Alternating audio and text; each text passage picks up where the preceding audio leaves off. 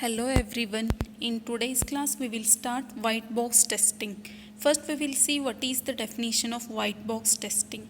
White box testing is a way of testing the external functionality of the code by examining and testing the program code that realizes the external functionality. This is also called as clear box testing, or it is also called as glass box testing, or it may call as open box testing. White box testing takes into account the program code, code structure and internal design flow. White box testing mainly concentrates on testing the code of a program. This is called as a white box testing. Now the next point is white box testing classification. White box is divided as two parts. One is static testing and another one is structural testing. Again, static testing is divided as desk checking, code walkthrough, code inspection. Structural testing is divided as unit or code functional testing, code coverage, code complexity. Again, code coverage is divided as statement coverage, path coverage, condition coverage and function coverage. Code complexity is also called as cyclomatic complexity. Now we will study one by one in detail. In exam, they will ask for 10 marks the white box testing classification.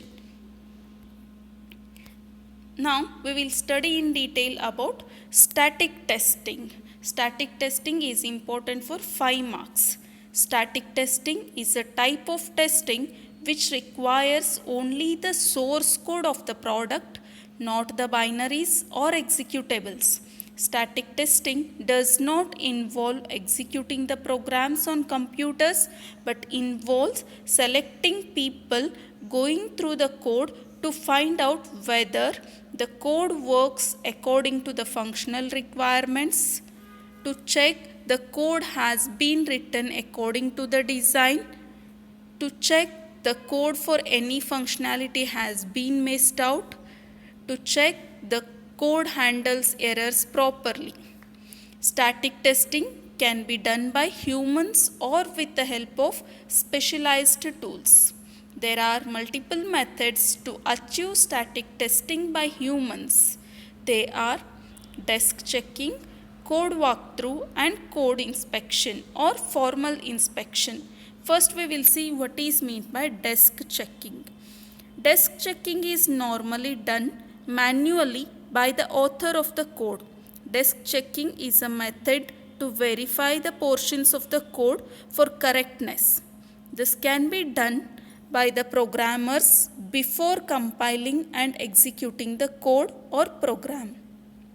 Whenever errors are found, the author applies the correctness for errors on the spot. This method of catching and correcting errors is categorized as: first one is no structured method to ensure completeness, and the second one is no maintaining a log or checklist. This is about desk checking. Here in the desk checking, it is done manually by the author of the programmer is going to do the desk checking. Now we will see the second one, that is code walkthrough. This method is group oriented method. In code walkthrough, a set of people look at the program code and raise the questions for the author. The author explains the logic of the code and answers the questions. If the author is unable to answer some questions, he or she then takes those questions and finds their answers. Completeness is limited to the area where questions are raised by the team. The advantage is that it brings multiple perspectives. In code walkthrough, many people are involved. Therefore, here it brings multiple perspectives. Now, the third one is formal inspection or code inspection. It is also called as Fagan inspection. The focus of this method is to detect all faults, violations and other side effects.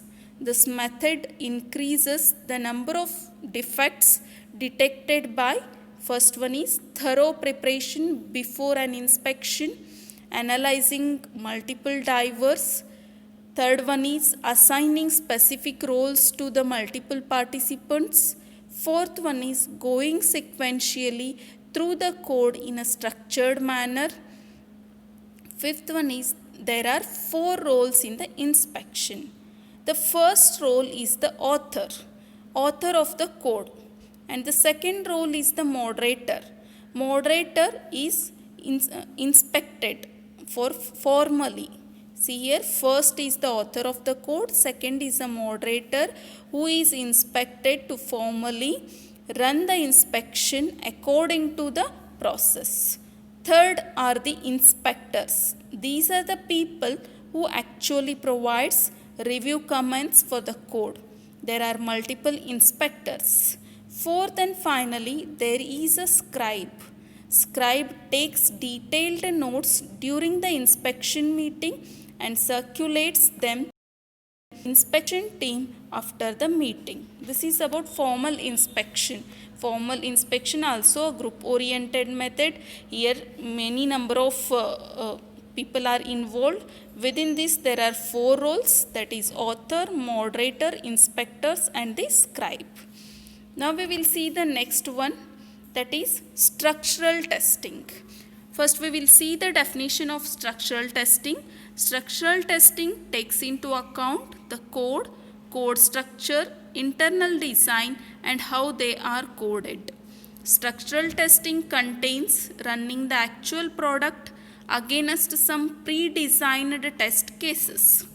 The fundamental difference between structural testing and static testing is that in structural testing, tests are actually run by the computer on the built product, whereas in static testing, the product is tested by the humans using just the source code, not the executables and binaries. The main difference is structural testing contains the executables and binaries, but the static testing contains the only source code. Now, the structural testing is divided as 3 parts: unit testing, coverage and the code complexity. In today's class, we will see unit testing. What is meant by unit testing? This is the initial part of the structural testing, corresponds to some quick checks that a developer performs. See here, code testing is also called as code functional testing. This code functional testing can happen by several methods. We will see those methods. The first method is initially the developer can perform certain obvious tests knowing the input variables and the expected. This can be a quick test that checks out any mistakes. Second method is for modules with complex logic or conditions, the developer can build a debug version of the product by putting intermediate print statements and making sure the program is passing through the right loops and iterations, that is the right number of times. Now, third method is this approach to do the initial test is to run the product under a debugger or an IDE.